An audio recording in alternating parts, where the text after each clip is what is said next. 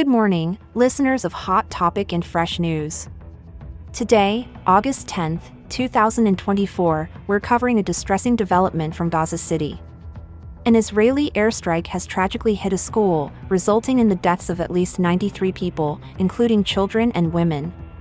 This school was sheltering 6,000 displaced Palestinians at the time of the strike. The Israel Defense Forces have stated that Hamas fighters were using the area, alleging they were operating within the civilian crowd as human shields. Furthermore, this isn't an isolated incident. The UN Human Rights Office has reported that 17 schools in Gaza have been targeted over the past month, raising serious concerns about the adherence to international laws of war. In response to the ongoing crisis, the U.S. National Security Council has openly criticized an Israeli official's remark that a ceasefire would equate to a surrender to Hamas. Meanwhile, the Biden administration continues to fund an Israeli battalion found previously culpable of human rights violations, stating that these issues have been effectively remediated. In a joint effort to quell the violence, the United States, Qatar, and Egypt are urging both Israel and Hamas to return to the negotiation table. Their statement emphasizes the urgency of finalizing a ceasefire and facilitating a hostage release agreement without further delay. Since the conflict began, the Gaza Health Ministry reports devastating figures: at least 39,699 casualties and over 91,722 injuries. Israel has also suffered, with estimates of around 1,200 fatalities, including more than 300 soldiers. We'll continue to monitor the situation closely and provide updates as they come. Stay tuned for more detailed analysis and discussions on these critical developments. Hello, listeners. I'm your host, Emily, coming to you live from New York City. And I'm David, joining in from San Francisco. You're tuned into Hot Topic and Fresh News. Don't forget to subscribe and turn on notifications to stay updated on the world's most pressing news stories.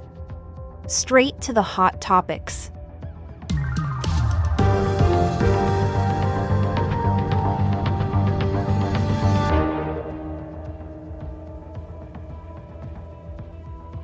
Can you provide more details on the scale and impact of the recent airstrike in Gaza City? Absolutely. The Israeli strike targeted the Al-Tabaeen school in Gaza City during the dawn prayer, which significantly increased the casualty numbers. At least 93 people died, including 11 children and 6 women.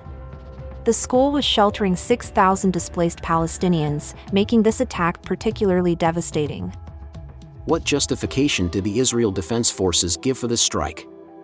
The Israel Defense Forces argue that Hamas was using the school as a command and control center, effectively embedding their operations within the civilian population, which they termed as using human shields. This has been a contentious point, further complicating the narrative around civilian safety and military targets. How has the international community reacted to these repeated strikes on schools? The international reaction has been one of alarm and condemnation. The UN Human Rights Office has pointed out that 17 schools in Gaza have been targeted over the past month.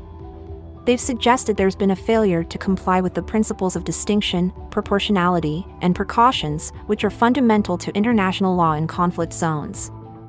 And what's the status of talks regarding a ceasefire?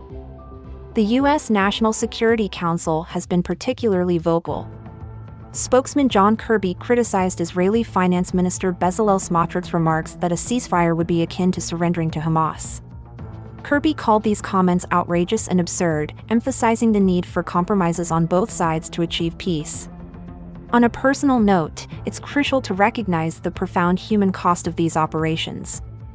While strategic military objectives are one thing, the repeated loss of innocent lives, especially children, is a tragedy that calls for urgent reevaluation of tactics and objectives by all involved parties.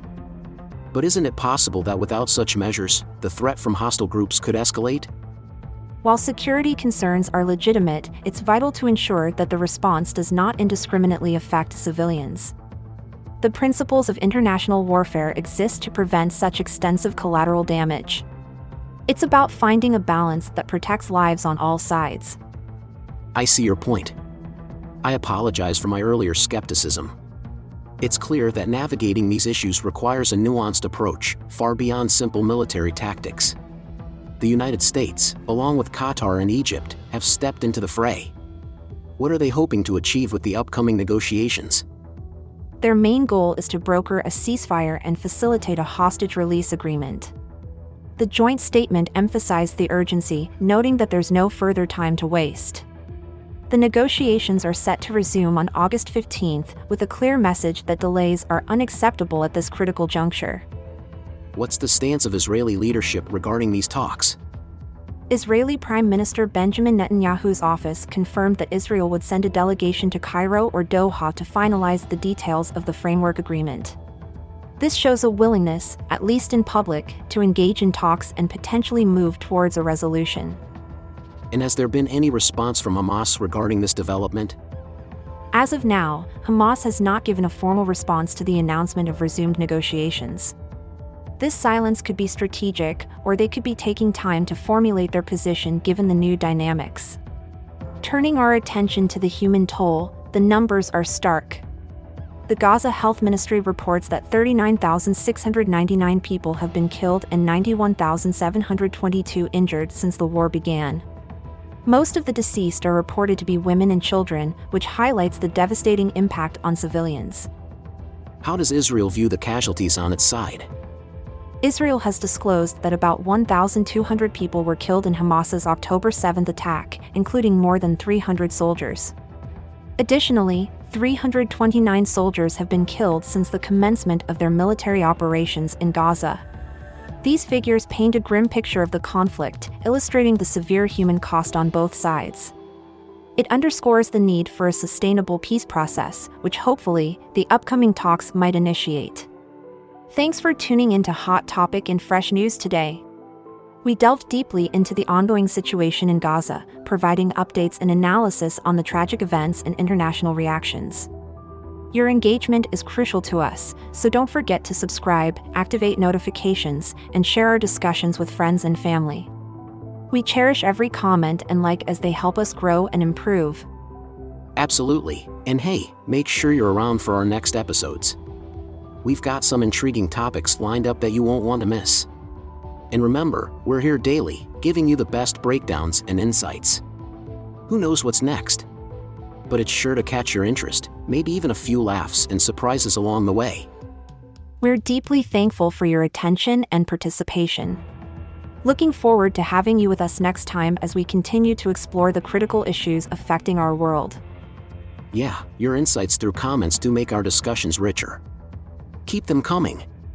Stay in the loop, keep your eyes on the news, our channel's content will amuse.